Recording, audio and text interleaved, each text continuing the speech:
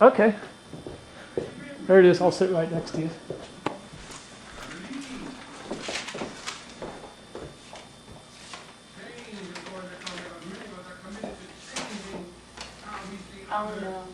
February. Okay, this just to say this is April 27th, and I'm Barry Durand, and it's about 8 o'clock in the evening. And I'm over here talking with Dot Rice, who lives out here at Mills Gap Road,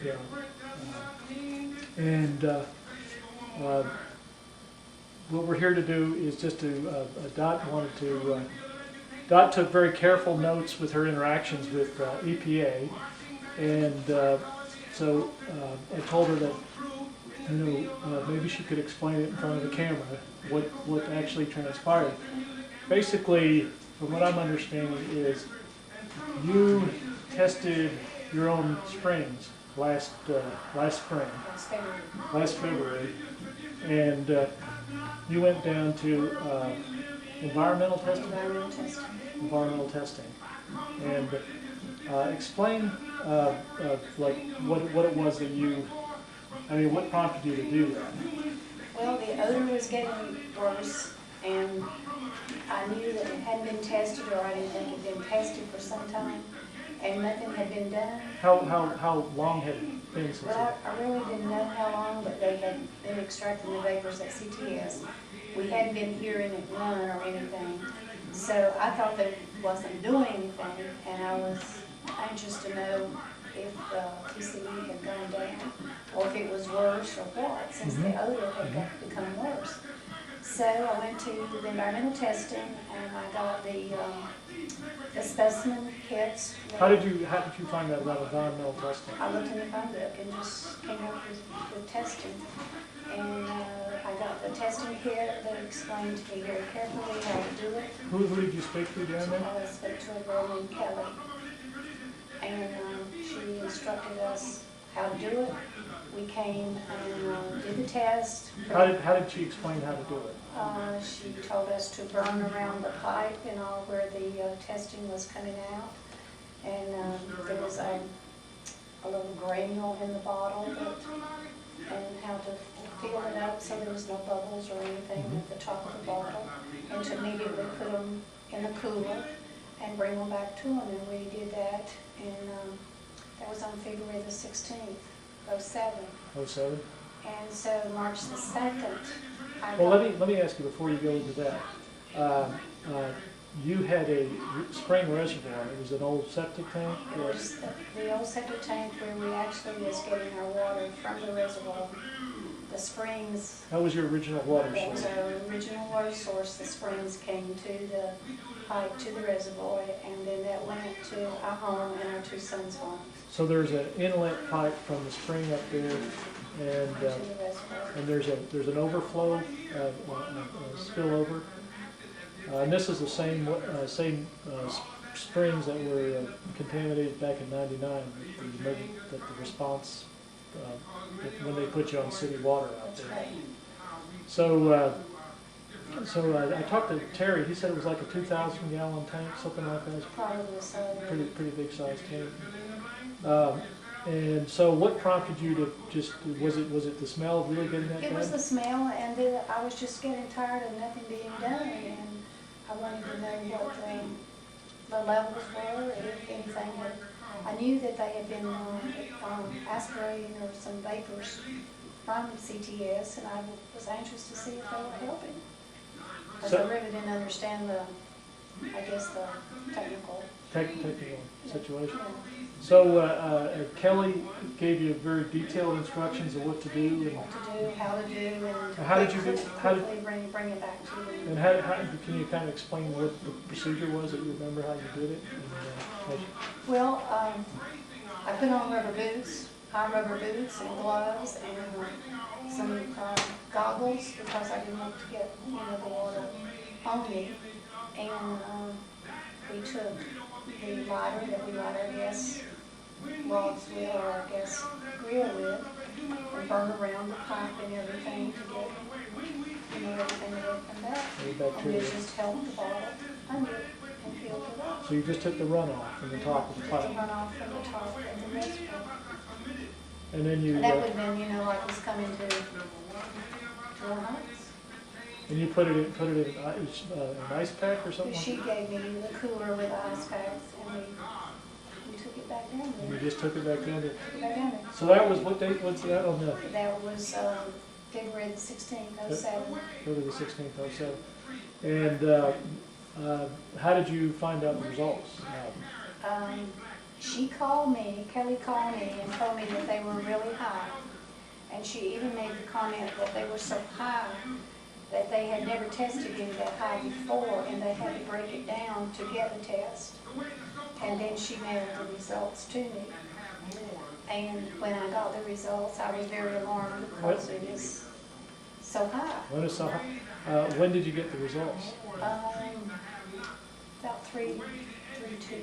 3-2 or so? Yeah, 1st of March. And what were the results? 239,000. Was it 93 or? Was it, you've got the report right in front, right here. 293 micrograms per liter, which is parts per billion. Yeah. So I immediately called Susan Kelly, the one that had been doing the testing and the stream and working for MacTech. She worked for MacTech, Yes. okay. And she told me I needed to call the project manager in Atlanta, which was Terry Tanner. Okay, now then this was the, That was on March the 2nd. okay. Now you know this because you, Because I had my notepad beside my telephone where I make all my notes. And this was on March the 2nd. I called Susan Kelly. She told me to call Terry Tanner, which I don't believe I had talked to him before. I'd been talking to someone else. who had you been talking to before? Jim Webster and Ron and several others that I've Okay. been talking to. But that day I called Terry Tanner and I left a message. And he's in Atlanta. He is in Atlanta. What was the number that you got? 404-562-8797. I left Terry a message and he called me back on March 5th. Okay. And his comment to me was that there was no harm for the water going downstream as long as it wasn't touched. And I said to him, I said, Terry, this water is going across my property and I feel responsible for it going downstream with a level as high as it is. And what did he say after that? Well, he didn't have too many comments to make after that. He just said that there was no harm with it going downstream. He just said, stay away, don't touch it, or something like that. Now, did he say EPA was going to come out and do a follow-up, or?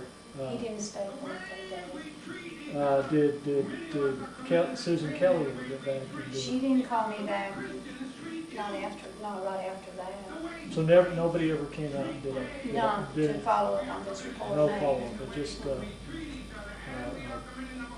so what did you do after that? You said the smell was really high and you were,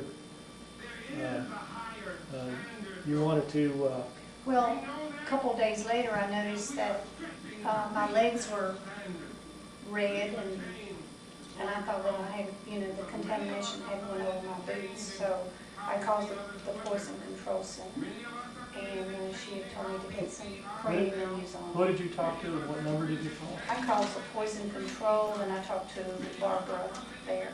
And what was the number that you called? Did you have It that? was 1-800-222-1222. And she told me to use some cream, and I did, and it went away. Now what did you do to the, you said you did something to the spring or something like that. You did. Well, we took the pipe loose from that spring to let all that contamination, because I didn't want that just stagnant there, because it had been unhooked from the spring, so it was just being stagnant, so we just unhooked it. So you just unhooked it, okay. And that was what I was concerned about, all the contamination going down. When did you unhook it about? That was probably on 3/17. About It was a 3/17. couple of weeks or so after I had talked to Terry Tanner, and then I just got to thinking, well, I don't want that just, sitting there. Sitting there.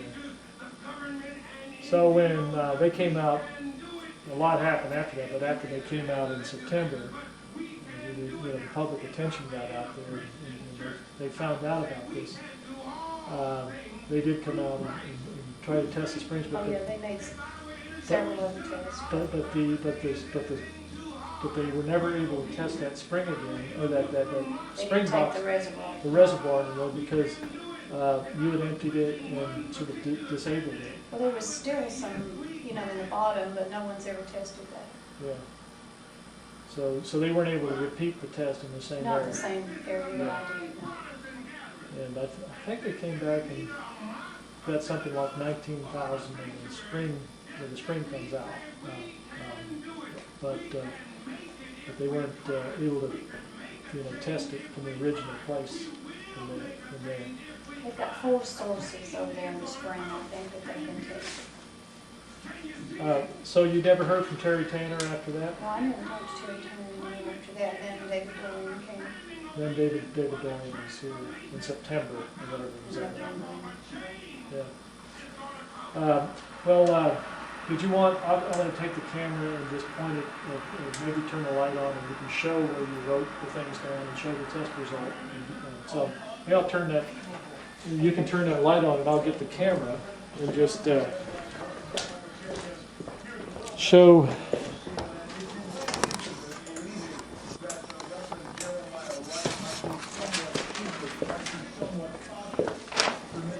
So these are your notes? These were my notes I just jotted down beside the telephone on 3/2 is when I called. Okay. Environmental called.